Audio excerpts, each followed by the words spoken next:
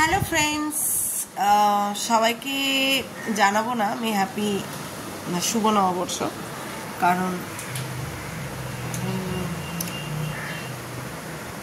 সবার হয়তো শুভ নববর্ষ হবে, বাট আমার তো যাই হোক। তোমাদের কার কি কটা জামা হয়েছে পয়লা বৈশাখে?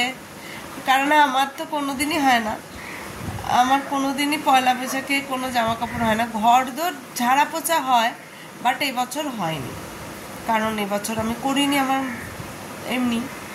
তো আমার বর পয়লা বৈশাখ স্পেশালি কোনোদিনই কিছু দেয় না। বছরে ওই দুর্গাপুজোয় একবার দেয় শাড়ি একটা, তো আমি বারণ করি, দেওয়ার দরকার নেই, তবুও দেয়। যাই হোক, তো ওই আর কোনোদিন কিছু দেয় না, মানে পয়লা বৈশাখে স্পেশালি কোনোদিন কিছু হয় না। তাতে আমার কোনো অসুবিধা নেই, আমি মানে পয়লা বৈশাখে কিনি না, যখন যেটা দরকার হয় কিনে নিই। তো আর কি বলবো।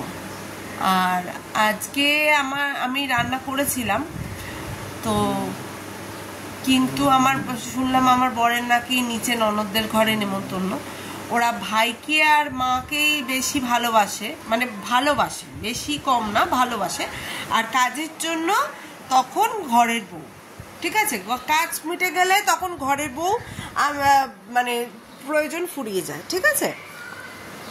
আর ভাসুর যে 9 বছর পর আমি তাকে দেখতে পেয়েছি, বিয়ের 9 বছর পর তাকে দেখতে পেলাম, এতদিন দেখিনি, মানে মেজো ভাসুরকে। এরা তো 4 জন, আমি 2 জনকে বিয়ের 9 বছর পরই দেখতে পেলাম। তো এই মেজো ভাসুর ছোট ভাইয়ের বউকে বলে বেজন্ম, ঠিক আছে। ছোট ভাইয়ের বউ খুব খারাপ, তার সব দোষ, সব দিক দিয়ে সে একদম দোষ। তো কি করবে বলো, এদের মতন তো হতে পারলো না। তো সেক্ষেত্রে আমার বর গেছে নিচে খেতে, কি জর্দা মাংস অনেক কিছু, বিশাল অনুষ্ঠান, বিশাল।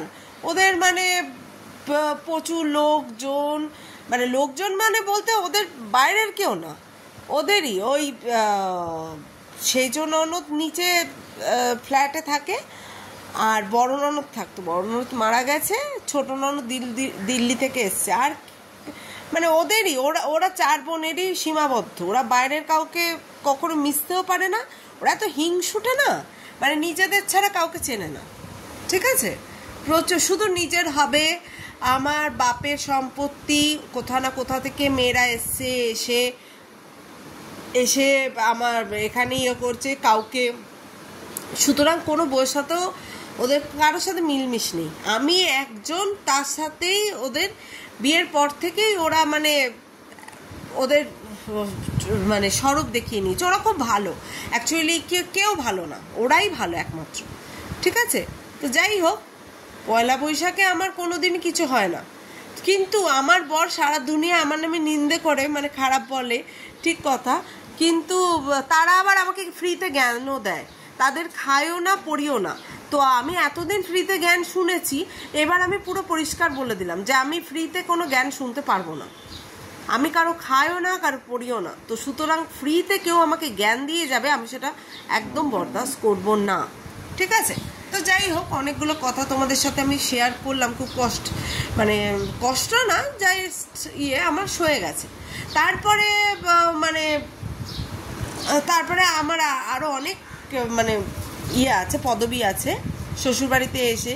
এমনি তো বাজা, যাই হোক, তারপরে চোর, যে কোনো জিনিস চুরি হলেই, মানে যে কোনো জিনিস এধার থেকে ওধার হলেই আমি চুরি করেছি, আমি 2 পয়সা হলেও রোজগার করি, আমি চুরি করে বাসন চুরি করা, চুরি করা সমস্ত কিছু, ঠিক আছে। তো যাই হোক, তো এই হলো ব্যাপার।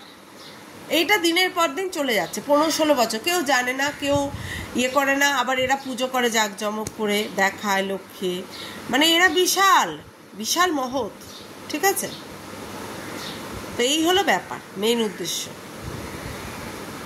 যে আমাকে তাড়াবে, আমাকে মানে মেনলি ওদের উদ্দেশ্য ছিল আমাকে কাজের লোক বানিয়ে রেখে দেবে, কিন্তু মানে প্রতিটা ঘরে ঘরে গিয়ে আমি কাজ করবো, এখানে চুপ করে থাকবো, মুখ বুজে থাকবো, কিন্তু আমি তো যতই হোক আমার তো পেটে পেনের কালি আছে, আমি তো পড়াশোনা করে শিখেছি, আমি কেন অন্যায় জিনিসটা মেনে নেব? আমার কোনো কিছু হবে না, আমি কোনো কি ভালো মন্দ খেতে পারা, ঘুরতে পারা, আমার কোনো কিছু নেই, আমি শুধু কাজ করে যাব জাস্ট মানে একটা রোবটের মতো। এটা চেয়েছি, তো এটা হতে পারেনি। আমি খারাপ, আমার কারো কাছ থেকে সার্টিফিকেট তো চাই না, আমি জানি আমি কি, আমার তো সার্টিফিকেট চাই না। কেউ আমাকে বলে দিল তুমি ভালো, আমি ভালো হয়ে গেলাম, কেউ বলে দিল তুমি খারাপ, খারাপ হয়ে গেলাম, নো, নেভার।